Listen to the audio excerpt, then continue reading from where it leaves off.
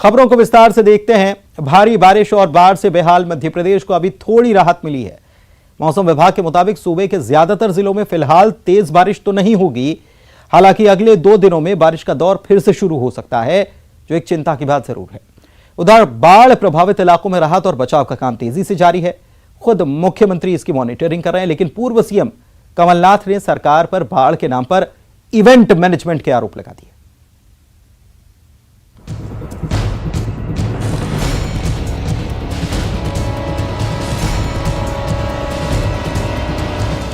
एक तरफ बारिश और बाढ़, दूसरी तरफ संकट काल में सियासत। सूबे के आसमान पर मंडरा रहे बादलों ने थोड़ा ब्रेक जरूर लिया है, लेकिन सियासत नॉन स्टॉप जारी।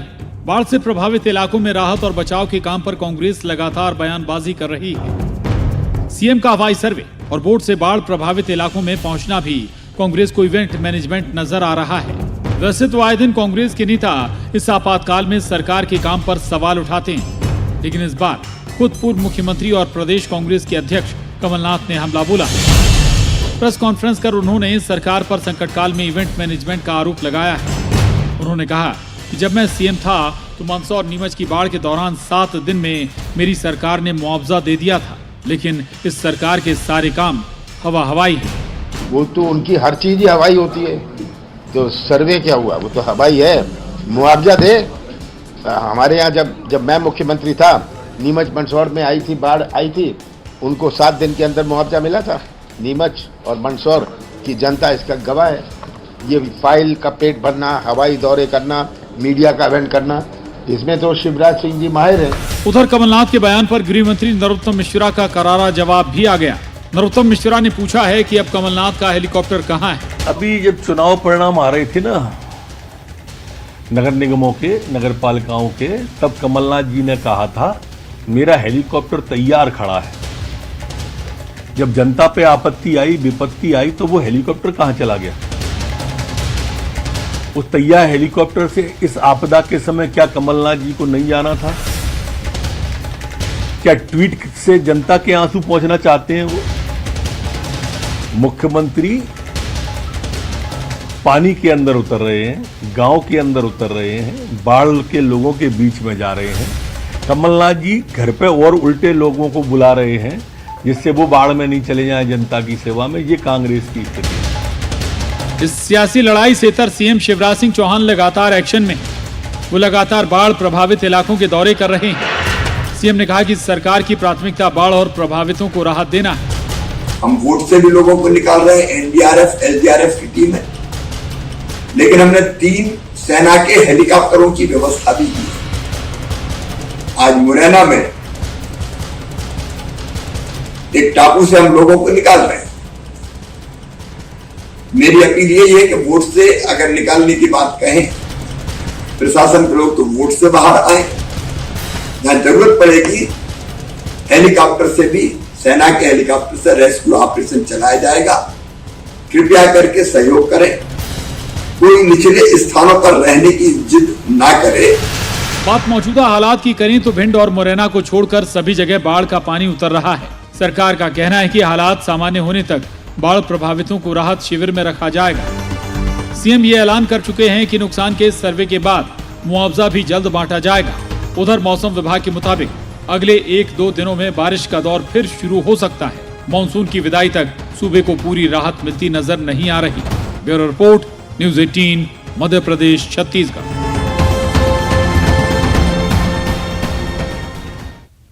उधर कारम डैम की प्रारंभिक यानी कि प्राइमरी रिपोर्ट आ चुकी है और इस रिपोर्ट के मुताबिक डैम का निर्माण कर रही कंस्ट्रक्शन कंपनी ने लापरवाही बरती है।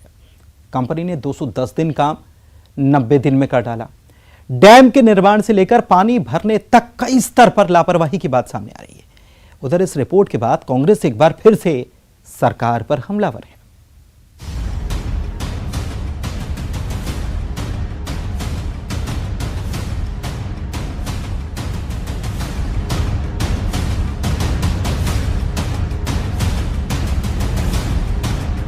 धार जिले की कारम सिंचाई परियोजना लापरवाही की भेंट चढ़ गई।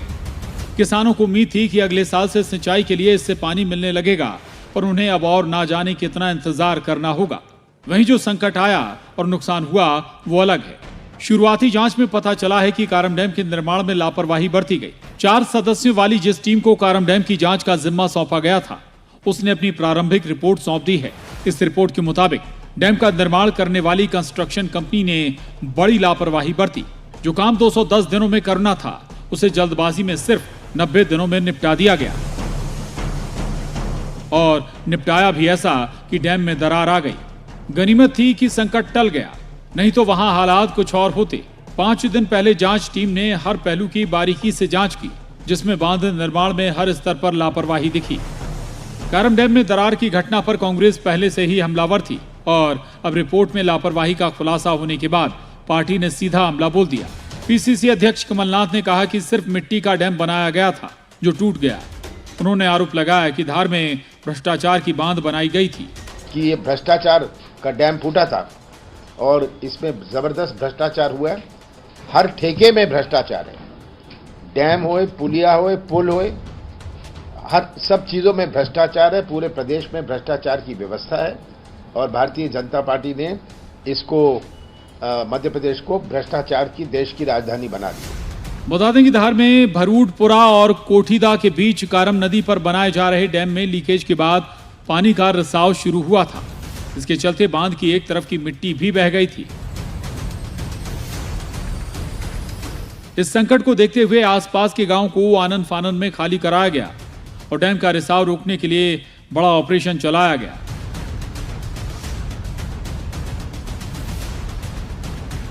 करीब 50 घंटे के ऑपरेशन के बाद डैम से पानी निकाला गया, संकट टला। धार जिले का कारम डैम टूटना मध्य प्रदेश का बड़ा मुद्दा माना जा रहा है। हालांकि डैम में लीकेज के बाद वक्त रहते पानी खाली कर लिया गया था, जिससे बड़ा हादसा टल गया। लेकिन इस घटना ने कई बड़े सवाल खड़े कर दिए हैं। बताया जा रहा है कि जांच रिपोर्ट पूरी होने के बाद अब सरकार इस मामले में बड़ी कार्रवाई कर सकती है। Bureau report, news 18।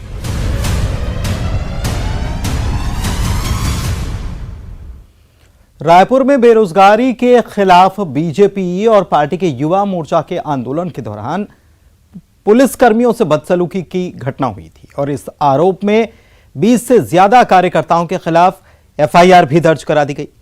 राजधानी के सिविल लाइन और कोतवाली थाने में सरकारी काम में बाधा डालने और बदसलूकी करने का अपराध दर्ज किया गया। कांग्रेस ने भी इस मामले को लेकर बीजेपी से मांग की है कि पुलिस से बदसलूकी के लिए पार्टी को माफी मांगनी चाहिए। उधर कार्यकर्ताओं पर एफआईआर दर्ज होने के बाद बीजेपी भड़क उठी है और पूछ रही है कि पुलिस के लाठीचार्ज की जांच कौन करेगा।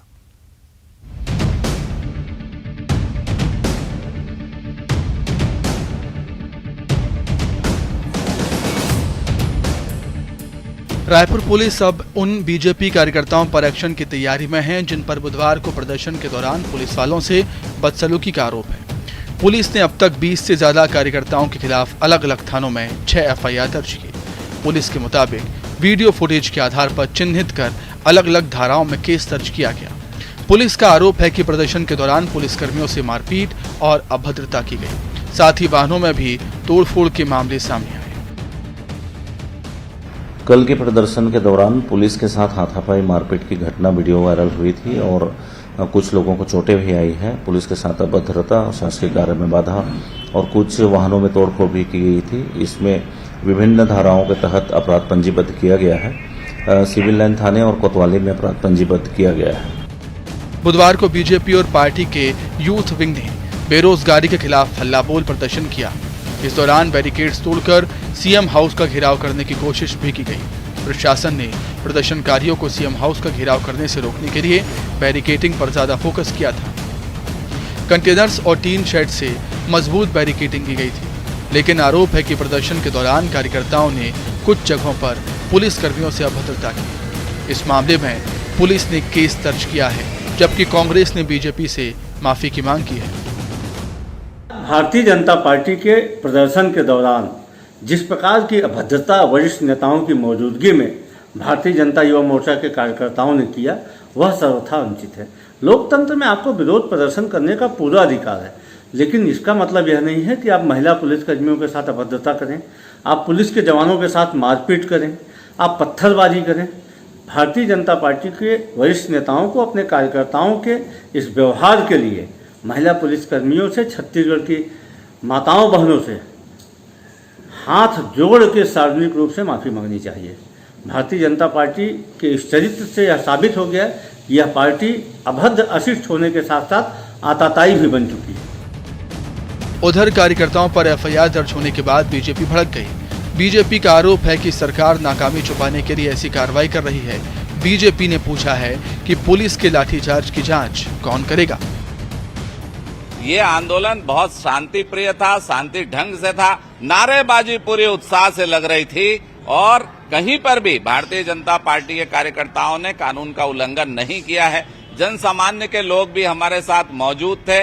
अगर किसी प्रकार की कोई गैर कानूनी बातें हुई है तो शासन प्रशासन उस पर कार्रवाई करे, परंतु शासन प्रशासन के लोगों ने बर्बरता पूर्वक शांति से प्रदर्शन कर रहे भाजपाइयों के ऊपर लाठी भांजी है। इसका जवाब कौन देगा? और सबको छोड़कर ये बात तय होनी चाहिए कि 10 लाख बेरोजगार साथियों को रोजगार कब मिलेगा, 2,500 रुपए मासिक भत्ता कब मिलेगा।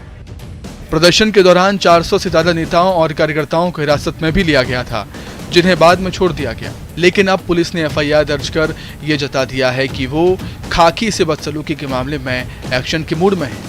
हालांकि बीजेपी को ये सरकार का खेल लग रहा है। ऐसे में इस मामले में सियासत के जोर पकड़ने के पूरे आसार। Bureau report, news 18 Raipur.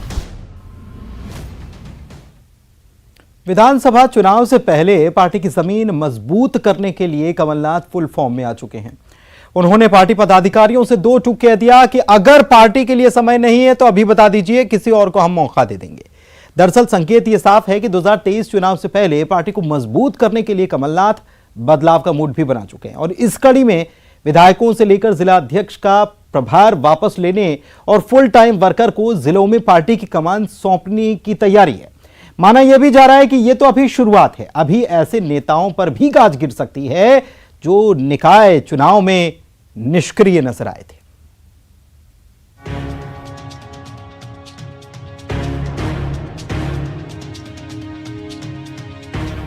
दो 2023 की अग्नि परीक्षा के लिए कमलनाथ ने कांग्रेस को तैयार करने की कवायद शुरू कर दी है।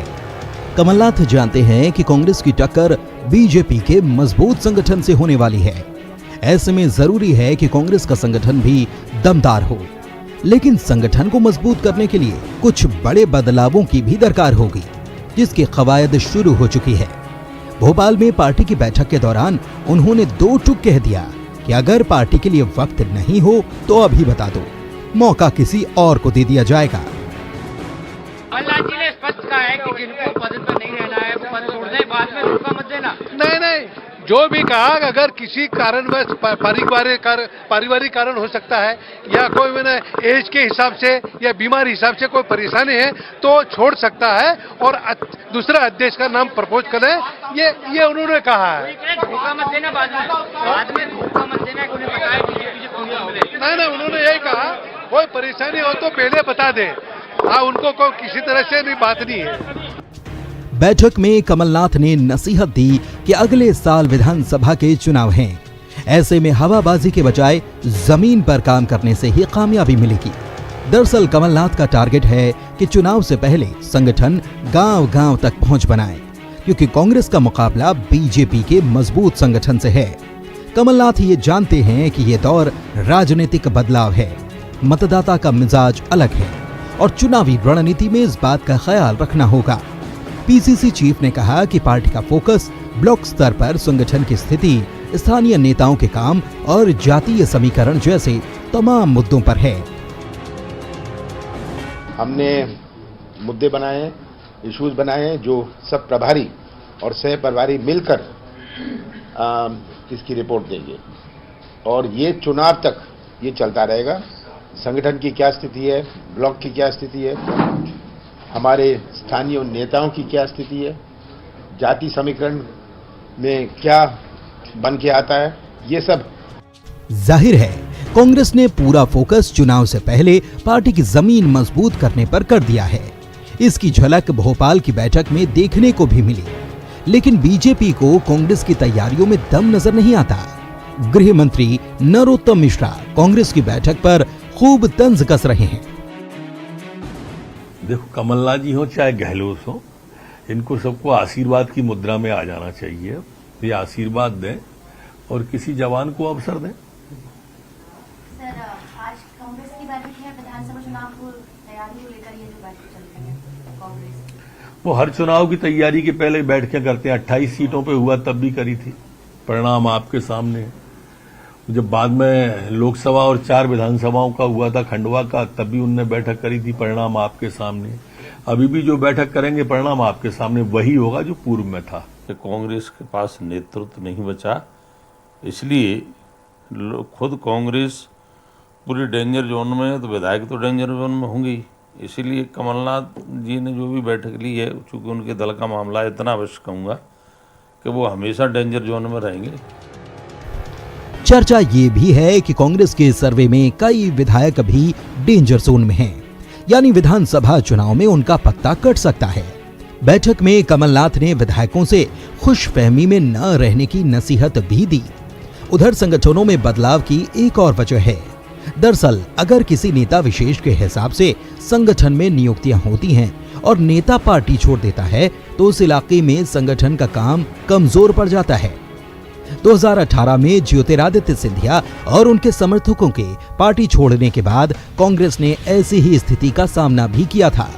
ऐसे में अब तैयारी है चुनाव से पहले संगठन का काम मजबूत करने की और कांग्रेस की विचारधारा वाले कार्यकर्ताओं को ये काम सौंपने की। Bureau report, news 18।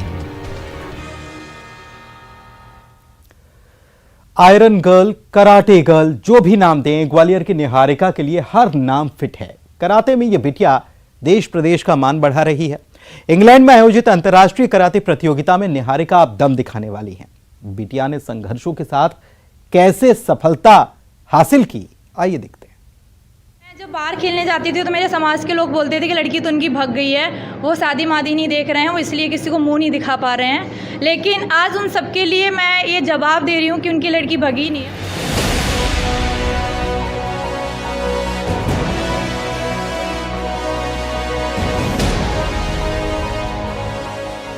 समाज के हर ताने का जवाब बेटी ने अपने हुनर और हौसले से दिया। जिस समाज ने कैरेक्टर तक पर सवाल उठाए, उस समाज को बिटिया कराटे से जवाब दे रही है। प्रदेश का, देश का मान बढ़ा रही है ग्वालियर की iron girl Niharika Kaurav. England में आयोजित 10वें कॉमनवेल्थ कराटे चैंपियनशिप में निहारिका भारत का दम दिखाएंगी। ये मेडल, 10 ट्रॉफियां आयरन गर्ल की उपलब्धियां बयां कर रही हैं। ये विनर्स कप की all India women's open challenge हुआ था, जिसका टाइटल है, जब फर्स्ट आई थी तब मैंने जीता था। निहारिका कौरव की उपलब्धियों की लिस्ट काफी लंबी है। 23 साल की निहारिका अपनी उम्र से कहीं ज्यादा मेडल जीत चुकी हैं। निहारिका 7 इंटरनेशनल प्रतियोगिताओं में भारत के लिए 5 गोल्ड मेडल हासिल कर चुकी हैं। इस बार भी निहारिका पूरे जोश में हैं। जहाँ तक मुझे लगता है कि मैं अपना 100% कोशिश करूँगी कि रिंग में 100% दूँ और अदर कंट्री को बीट करके अपने तिरंगे को सबसे ऊपर दिखा के मेडल लेकर अपने कंट्री को प्राउड करूँ। सेल्फ डिफेंस के मकसद से 10 साल की उम्र में निहारिका ने कराटे सीखना शुरू किया था, लेकिन इसके बाद देश को प्राउड फील कराने का जज्बा आया और कड़ी मेहनत से निहारिका कामयाब कराटे प्लेयर बन गई। देश को मेडल दिलाना ही खेल का मकसद बन गया। साल 2011 में निहारिका ने पहली दफा मध्य प्रदेश कराटे चैंपियनशिप जीती और तब से मेडल जीतने का सिलसिला जारी है। मैंने स्टार्ट किया था तो सेल्फ डिफेंस के लिए किया था, क्योंकि मुझे फिजिकली स्ट्रांग बनने का शुरू से एक इच्छा थी मेरी कि मैं एक सेल्फ डिफेंडेड बनूँ, एक सेल्फ स्ट्रांग रहूँ। तो मैं गई, जब मैंने अपने सीनियर्स को देखा कि वो नेशनल इंटरनेशनल लेवल पे मेडल लाते हैं, कंट्री और स्टेट को प्राउड करते हैं, तो मेरे अंदर भी एक इच्छा जागी कि मुझे भी अपने कंट्री को प्राउड करना है। तो जब मैं स्टार्ट करती थी तो मेरी फैमिली स्टडी को लेके थोड़ा बोलती थी कि स्टडी पहले रखना है बेटे, गेम बाद में रखना है। लेकिन मेरे अंदर गेम को लेके इतना जिद था कि मैंने उनके ड्रीम कंप्लीट किए कि हाँ स्टडी मैं कंटिन्यू उनको रिजल्ट देती गई और वो मुझे गेम में रिजल्ट देने दिए गए। तो वही था, डे बाई डे मेरा लेवल बढ़ता गया, लोग सपोर्ट किए, मेरी फैमिली ने मुझे बहुत सपोर्ट किया। उसी का आज रिजल्ट है कि मैं अपनी कंट्री को इंटरनेशनल लेवल पर प्रेजेंट करने जा रही हूँ। ये उपलब्धियां निहारिका ने इतनी आसानी से हासिल नहीं की हैं। बात सिर्फ अपने खेल को बेहतर से बेहतरीन बनाने की नहीं, बेटी के सपनों की राह में समाज रोड़ा बनकर खड़ा था। बेटी घर से बाहर जाए तो समाज को मंजूर नहीं था, लेकिन निहारिका ने हार न मानी। बिटिया के साथ परिवार खड़ा रहा।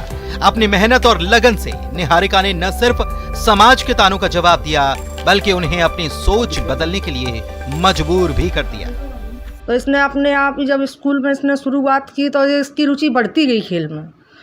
फिर इतना इसने आगे जाने की कोशिश की, फिर है ना दिक्कतें आने लगी बहुत, जितनी जितनी ये ऊंचाई पर जाती गई। फिर है ना लोग बाग भी बहुत कहने लगे, अरे कहाँ भेज रहे हो लड़कियों को, तो बस जितना पढ़ाओ लिखाओ बस उतना ही अच्छा रहता है। मगर ना उसके आगे जाने, उसके खेल में इतनी रुचि देखते हुए फिर हम उस समाज की तरफ ध्यान ही नहीं दिया, लोगों की तरफ। जो लोग कभी ताने देते थे उन्हें भी अब बिटिया पर गर्व है। लोग अब बधाइयां देते हैं, शाबाशी देते हैं। अब उन्हें अच्छा लगता है कि ना लड़कियों, आपकी लड़की इतना नाम कर रही है, इतनी ऊंचाई तक जा रही है। अब उन्हें भी लगता है कि हमारी लड़कियां भी आगे आए, वो भी खेलें, वो भी कुछ ना कुछ करें। आयरन गर्ल के अंतर्राष्ट्रीय प्रतियोगिता के लिए सिलेक्ट किए जाने पर इनके कोच काफी खुश हैं और निहारिका की मेहनत देख इन्हें भरोसा है कि ये मेडल जीत कर ही आएंगी। निहारिका कौरव बहुत अच्छी प्लेयर रही है, ठीक है ना, और ये एक बहुत बड़ी बात है कि एक कॉमनवेल्थ चैंपियनशिप में सिलेक्ट होना ही बहुत बड़ी बात है अपने आप में। और हमारी एकेडमी की और ग्वालियर से एक माते की एक सीनियर गर्ल्स है निहारिका कौरव जो सिलेक्ट हुई हैं। बुलंद हौसले के साथ निहारिका कराटे में कमाल कर रही हैं, देश का नाम दुनिया में रोशन कर रही हैं। इस बार भी निहारिका गोल्ड मेडल जीतकर देश प्रदेश का मान बढ़ाएं, इसके लिए सभी शुभकामनाएं दे रहे हैं। सुशील कौशिक, न्यूज़ 18, ग्वालियर। और इसी के साथ इस बुलेटिन में फिलहाल इतना ही। दीजिए इजाजत, नमस्कार।